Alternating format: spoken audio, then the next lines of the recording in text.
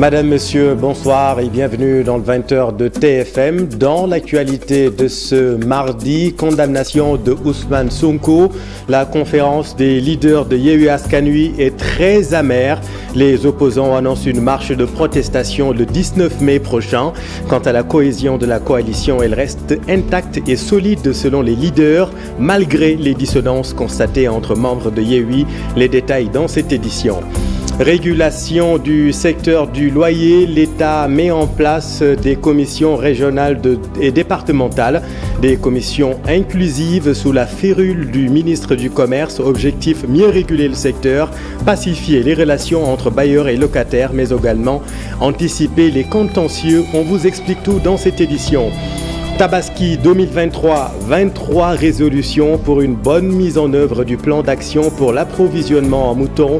Le besoin s'élève cette année à 810 000 têtes. Le gouvernement veut faciliter les tractations entre transporteurs et les opérateurs de moutons.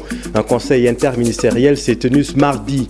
À la une également, le Conseil économique, social et environnemental doit être le lieu de réceptacle et d'élaboration d'idées aptes à éclaircir l'action des décideurs publics. Selon le nouveau président, Abdoulaye Daouda Diallo promet de privilégier l'anticipation et la prospection. Et puis en sport, veille de match, quart de finale de la CAN U17, le Sénégal en favori affronte l'Afrique du Sud ce mercredi. Le groupe respire la confiance selon le sélectionneur Serigne Saliou Dia. Nous ferons le point dans la page des sports.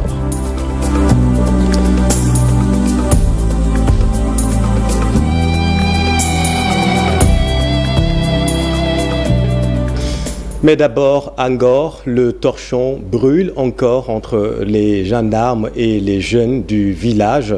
L'arbitrage de l'État ne calme pas les ardeurs des Ngorois. Afin d'apaiser la situation, l'État aurait cédé finalement 4000 mètres carrés à la gendarmerie dans le cadre du plan de maillage sécuritaire et 200 000 mètres carrés aux Ngorois. Mais les tensions persiste encore jusqu'à ce soir, ce fut le cas. Voyons tout cela avec Moussa Mané. Des routes impraticables, des jeunes encagoulés déterminés à faire face aux forces de l'ordre. Leur colère fait suite à la décision du président de la République qui a décidé de donner 4000 m² à la gendarmerie et 2000 m² à la population. Une décision qu'il fustige. C'est ce que nous fustigeons parce que tout simplement, nous nous sommes dit que la gendarmerie a une proximité avec le président de la République. Ils ont eu la chance d'exprimer et de donner des arguments par rapport à leur projet. Alors que pendant ce temps, nous aussi, nous demandons au président d'avoir la même chance de proximité, de lui parler et de lui faire part de notre projet. Toutes les entrées sont fermées, difficile de sortir pour aller vaquer librement à leurs occupations. Ils ont barricadé la commune. Personne ne rentre, personne ne sort. Vous êtes venus à pied. Les enfants sont là, ils ne sont pas allés à l'école. Personne n'est parti au boulot aujourd'hui. Mais vous trouvez ça normal? Les travaux ont déjà démarré au niveau du site pour la construction de la gendarmerie. Pendant ce temps, les jeunes continuent toujours à s'opposer. Ces remous résultent d'une incompréhension selon le ministre de l'Intérieur. L'État travaille au retour au calme dans cette zone, venu présenter les condoléances du gouvernement suite au rappel à Dieu de shérif Mohamed Bachir Laye. Antoine Diome se félicite de l'implication des maires de Ngor et de Yoff, mais aussi du porte-parole des khalifes des Layènes pour un retour au calme. Voici Antoine Diome. Magnifier la présence des deux maires de Yoff et de Ngor et saluer leur implication personnelle dans la recherche de la paix dans ces zones. Nous savons tous que ces jours-ci, il y a eu quelques remous au niveau de la commune de Ngor suite à une incompréhension, je vais la qualifier comme telle, mais avec l'implication du shérif Mohamed Lamine Laye, porte-parole de la famille Layène, mais aussi avec l'implication personnelle du maire avec lequel on va continuer à travailler. Les choses seront remises bientôt en l'état antérieur où elles étaient avant que tout cela ne se produise. Merci. Condamnation de Ousmane Sonko. La conférence des leaders de Yewwi Askan Wi condamne ce verdict. Les leaders, les opposants annoncent une manifestation le 19 mai prochain. Selon les opposants, rien ne peut saper la cohésion de la coalition car les leaders, car ils ont ce combat commun, la non-participation du président Macky Sall à la présidentielle de 2024. Conférence de presse, compte rendu, Fatou Bintou Conté. D'emblée, Khalifa Sall se veut clair. Même si Maïmouna Bousso et Habib Sy reviennent sur l'esprit d'équipe qui prévaut jusque-là au sein de la coalition, car les langues commencent à se délier. On ne se donne pas des coups entre frères de sang. On ne doit pas faire tomber le sang de son frère. Ça, évitons-le. Les crises, là, tout ça, c'est tout à fait normal qu'il y ait des divergences parfois, même dans les partis, dans les familles, ça existe. Il faut qu'il y ait des divergences dans Yewwi Askan Wi. Mais aujourd'hui, le fait que nous soyons là ensemble prouve que nous sommes une famille unie, solidaire. La condamnation du leader politique de PASTEF à 6 mois de sursis, la conférence des leaders de Yewwi Askan Wi s'y attendait, fait qu'il condamne fermement. Vous savez bien que tout le monde attendait cette condamnation, qui ne surprend personne puisque c'était une volonté manifeste, pour ne pas dire désirée, du pouvoir pour empêcher au président Sonko de participer à l'élection présidentielle du 25 février 2024. Cette volonté de l'État s'est manifestée hier à travers le rendu de la justice. Qu'est-ce qui doit changer? Est-ce que c'est la procédure de Macky Sall qui est de toute façon logique avec lui-même, de ne pas vouloir d'adversaires politiques, de ne pas vouloir un jeu démocratique, de faire tout pour écarter ses adversaires? Rien n'a changé. La preuve, il n'est même pas assez original pour nous inventer quelque chose de nouveau. Face à cette situation, l'opposition sera dans la rue ce 19 mai. Yewwi Askan Wi décidé le 19 mai une marche nationale et internationale. Pour la marche nationale ici, place bi ak fan lay doon dans leen ko wax bu jege. Les leaders de Yewwi Askan Wi comptent se battre jusqu'à leur dernière énergie pour qu'il n'y ait pas de troisième victime, comme ce fut le cas avec Karim Wade et Khalifa Sall.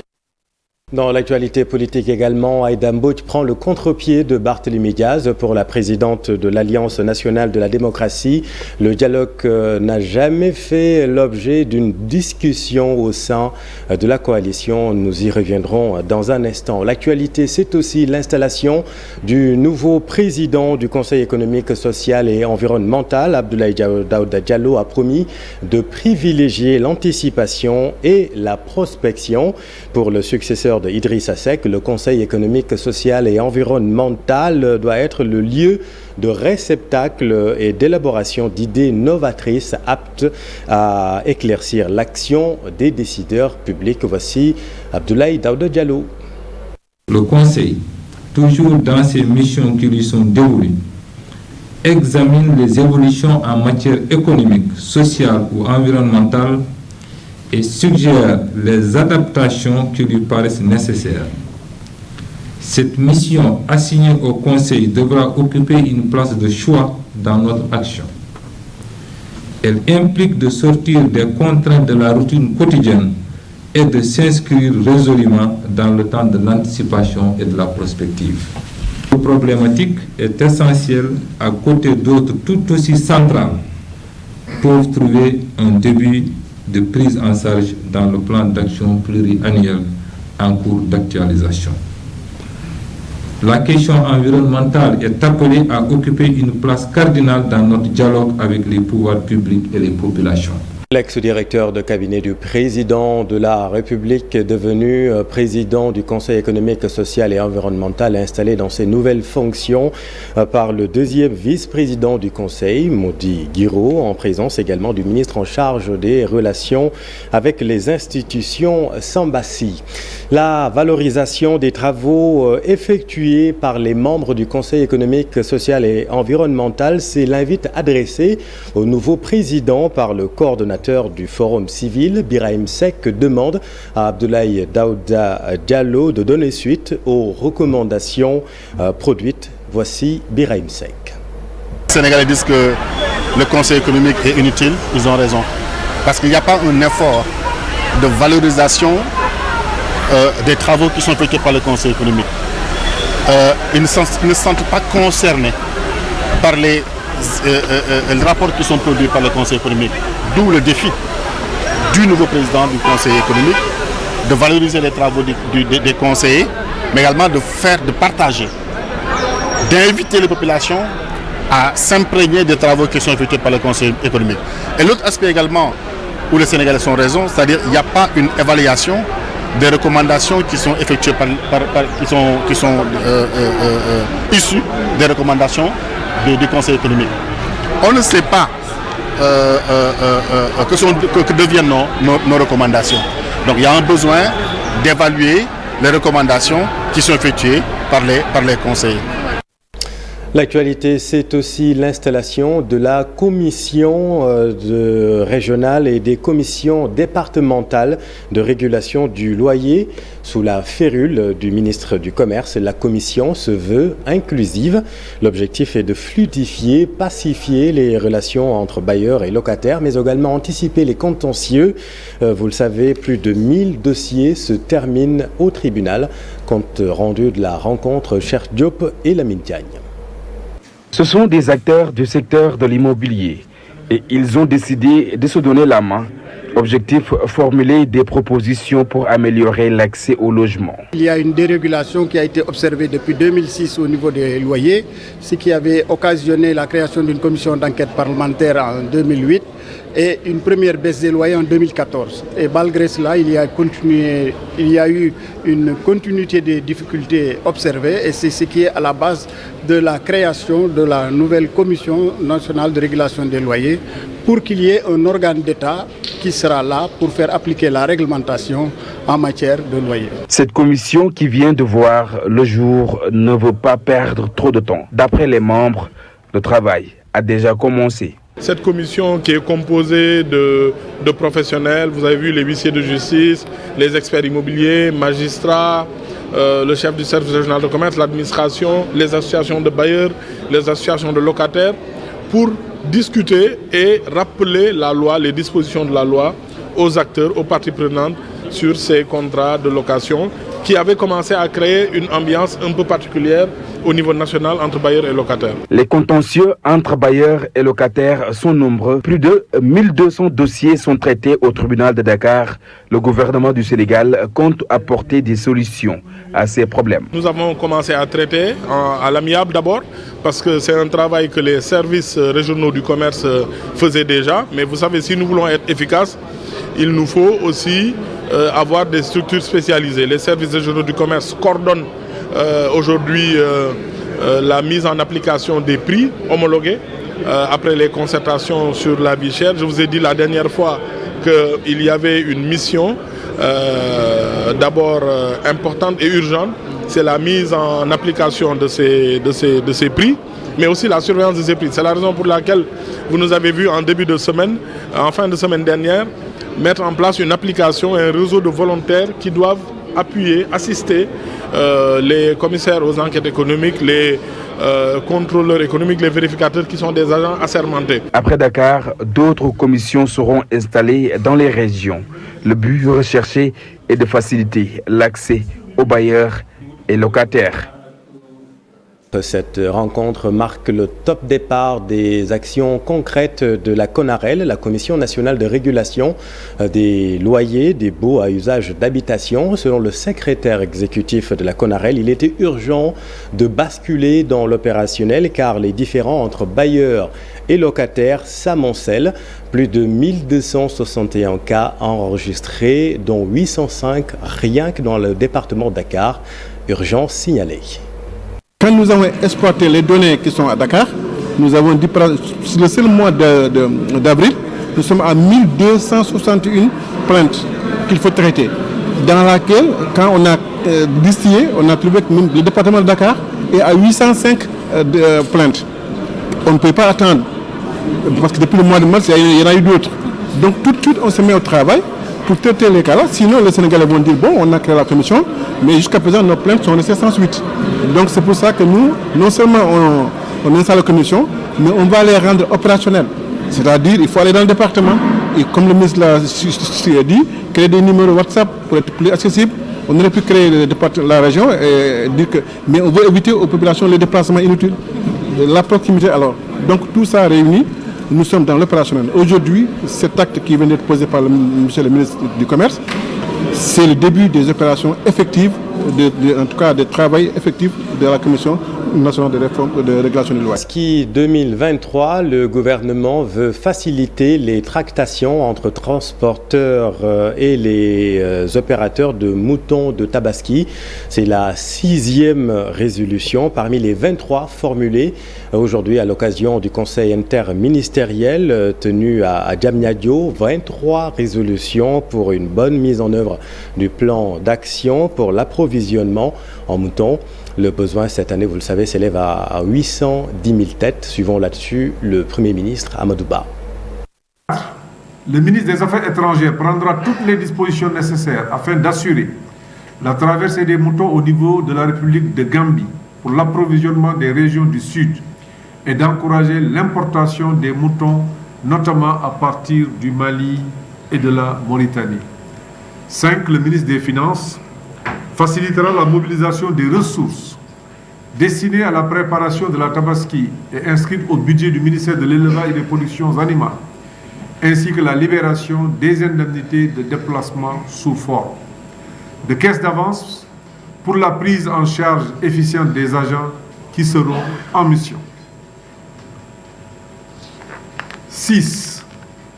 Les ministres des Transports, du Commerce et de l'Élevage faciliteront une concertation entre les transporteurs et les opérateurs de moutons de Tabaski en vue de la consolidation des acquis relatifs à la détermination d'une tarification consensuelle pour le convoyage des animaux afin d'éviter la surenchère souvent observée dans ce domaine à l'approche de la fête. 7. Le ministre de la Santé mettra en place des postes de santé rapprochés au niveau du foirail et des points de vente de Dakar, ainsi que des équipes préventionnistes au niveau des différents points de vente. Et nous revenons sur l'actualité politique. Je vous le disais en début d'édition, Aïda Mbodj prend le contre-pied de Barthélémy Diaz pour la présidente de l'Alliance nationale de la démocratie. Le dialogue n'a jamais fait l'objet de discussions au sein de la coalition Yewwi Askan Wi. Face à la presse, Aïda Mbodj apporte son soutien indéfectible à Ousmane Sonko. Compte rendu, Maïmouna Ndiaye. Aïda Mbodj sans détour conteste le maire de Dakar. Un membre de Yewwi Askan Wi ne peut pas soutenir le dialogue, affirme-t-elle. Que ça soit clair, il n'a jamais été question de dialoguer autour de ces questions. On ne peut pas dialoguer dans ce contexte.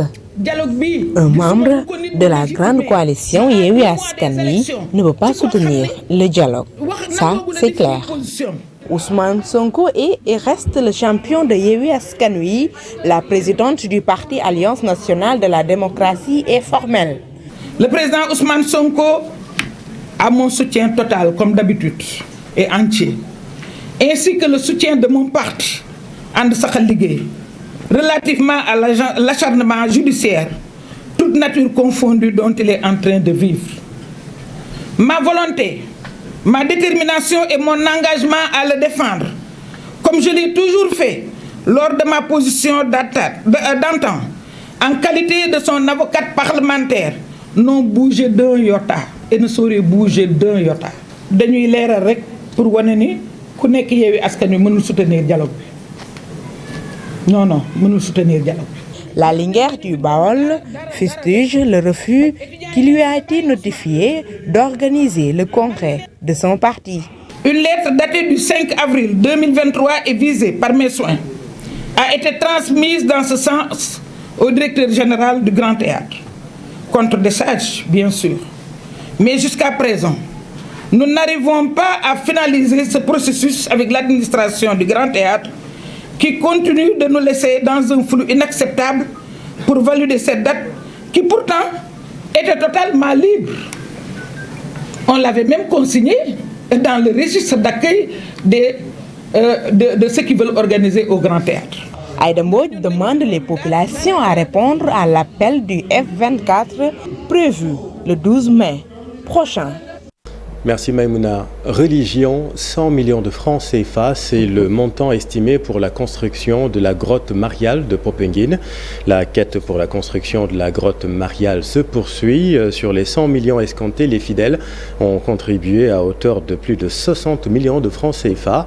Et en gros œuvre, les travaux sont exécutés à 85%. L'Église appelle les fidèles à participer à l'effort financier pour que la grotte soit livrée à la date du 29 mai prochain, jour du pèlerinage. Voyons tout cela avec Ndaï Matidjeng et Mamadou Gueye.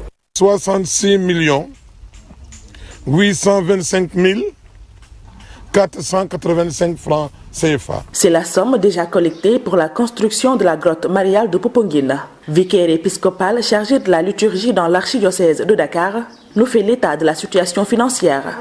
Et comme les travaux ont commencé depuis le 6 février, comme je l'ai dit tout à l'heure, nous avons eu à dépenser 47 436 610 francs.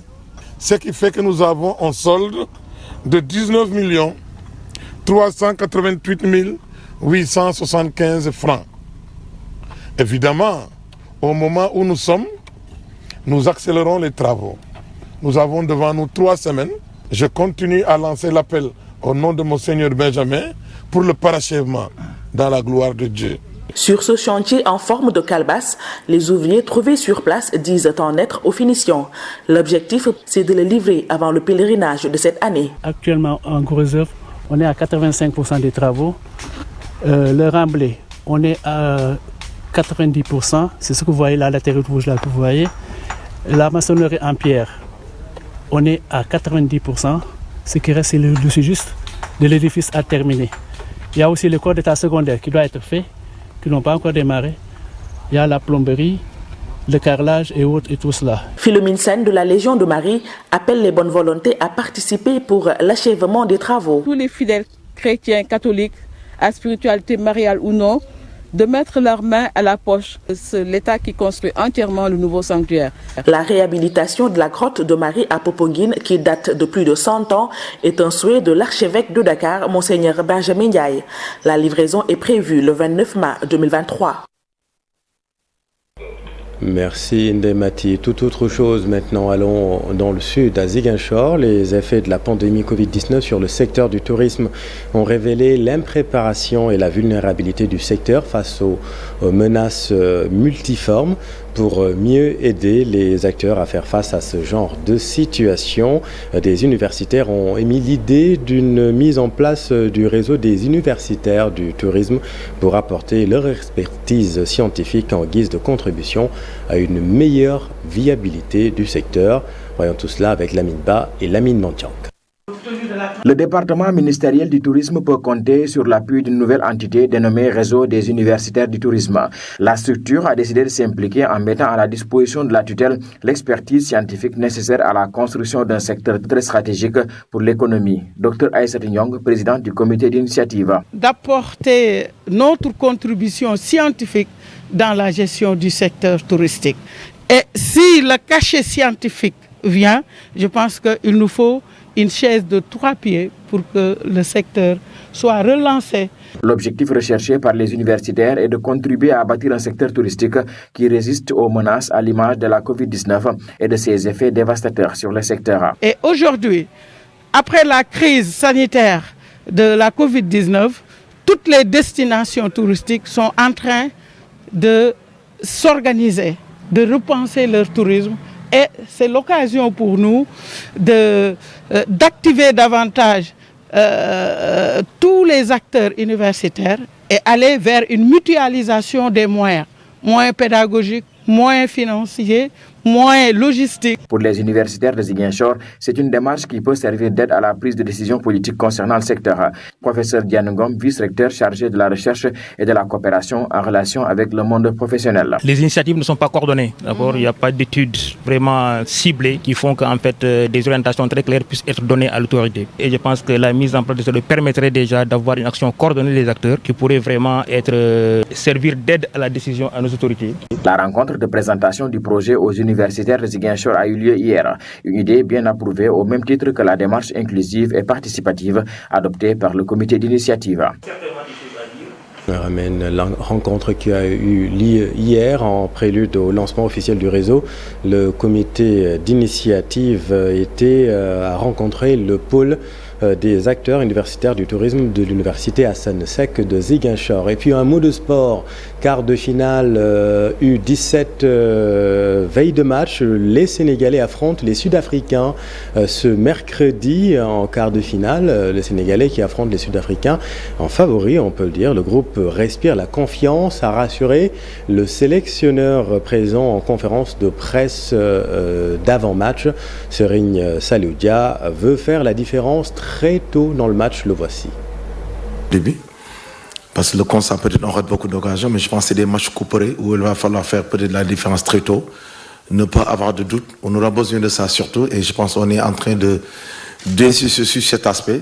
C'est grosso modo l'évaluation du premier tour. Voilà, essayer de marquer un peu plus tôt. Voilà, essayer de se mettre en confiance, parce que je pense qu'on est une équipe capable de garder le ballon, de faire douter l'adversaire. Donc si on arrive à mettre le but au début, voilà, ça pourra nous donner des solutions et ça pourra nous donner tout le temps un meilleur visage.